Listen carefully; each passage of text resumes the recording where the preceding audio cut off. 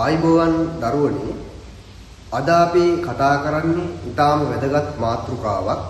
ඒ තමයි සිංහල විෂය හදාරන 6 වසරේ සිට 11 වසර දක්වා සියලුම ළමුන් දැනගත යුතු මාතෘකාවක්. ඒ වගේම අනිවාර්ය ප්‍රශ්නයක්. ලකුණු 10ක අනිවාර්ය ප්‍රශ්නයක්.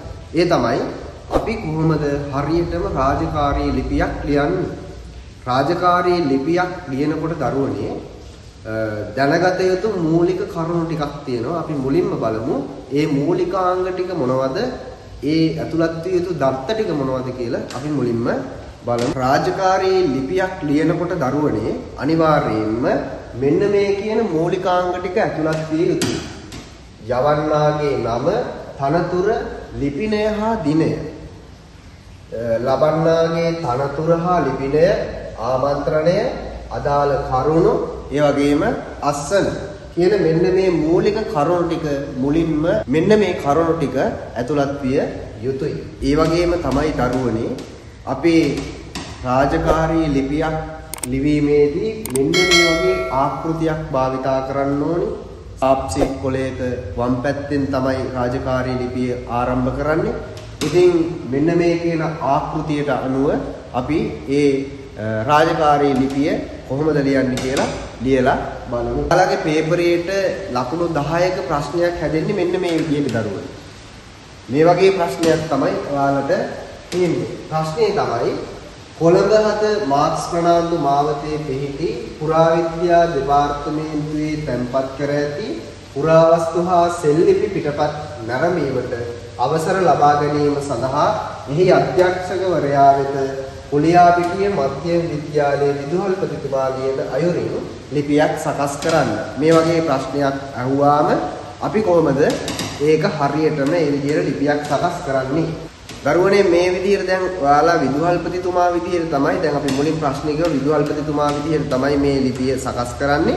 ඒ ලිපිය සකස් කරනකොට අර මුලින් ඉදිරිපත් කරපු මුලින් කියපු ආකෘතියට අනුව තමයි දැන් මේ ලිපිය ලියන්න ඕනේ. ඒ ආකෘතියට අනුව මුලින්ම අපි ලියනවා විදුහල්පති මධ්‍යම විද්‍යාලයේ කුලියාපිටිය. ඊට පස්සේ දිනය දානවා, යවන්නාගේ ලිපිනේ දානවා, අධ්‍යක්ෂක ජෙනරාල් පුරාවිද්‍යා දෙපාර්තමේන්තුව මාක්ස් ප්‍රනාන්දු මාවත කොළඹ 7 කියන යවන්නාගේ ලිපිය ලියනවා.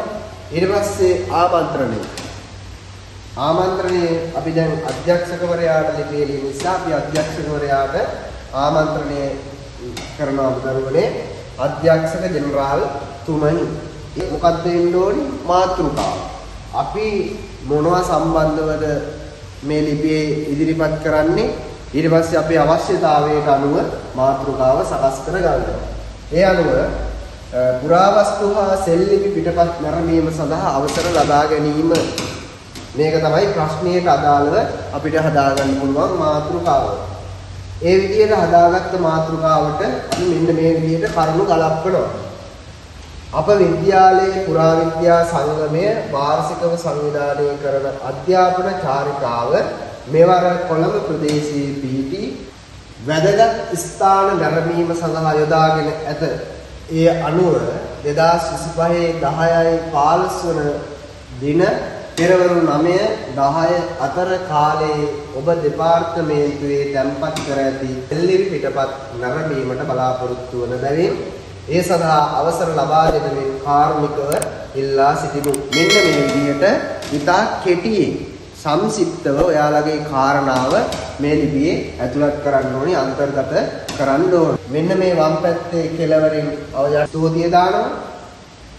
ඉන්න අතරතුර මේට විශ්වාසී වූ කියලා අක්ෂර කෙටි අක්ෂර යොදනවා. ඊට යටින් නම, තනතුර සඳහන් කරන්න ඕනේ.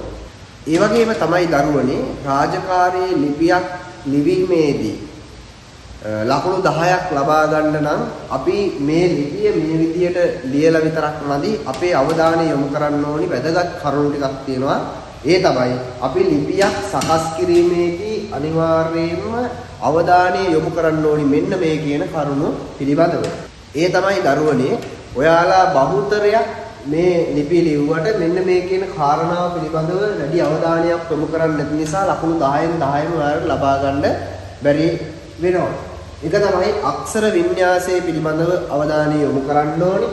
ව්‍යාකරණානුකූලව ඒ ලිපියේ ලියන්න ඕනේ. පද බෙදීම පිළිබඳව අවධානය යොමු කරන්න ඕනේ. අත්අකුරු පිළිබඳව අවධානය යොමු කරන්න ඕනේ. පිරිසිදු ක්‍රම ගැන අවධානය යොමු කරන්න ඕනේ. මෙන්න මේ කියන කරුණු වලට අනුව අවධානය යොමු කරලා සාර්ථකව අර මුල් කියන සැලැස්මට අනුව තමයි අපි රාජකාරී ලිපියක් සකස් කරන්නේ. එතකොට තමයි ඒක රාජකාරී මට්ටමින් කෙනෙක් පිළිගන්නේ. එතකොට තමයි අපිට ලකුණු 10ක් ලබා ගන්න පුළුවන්කම තියෙන්නේ. ඉතින් දරුවනේ ඔයාලා මේ අපේ සක්‍යා YouTube channel එකත් එක්ක සක්‍යා අධ්‍යාපන ආයතනයේ YouTube channel එකත් එක්ක දිගටම රැඳිලා ඉන්න 6 වසරේ ඉඳලා 11 වසර දක්වා සියලුම සිංහල විෂයට අදාළ සියලුම පාඩම් වල වීඩියෝස් අපි මේත් එක්කම දානවා. ඒ හින්දා හැම කෙනෙක්ම මෙම channel එක කරලා තියාගන්න සියලු දෙනාටම ආයුබෝවන්.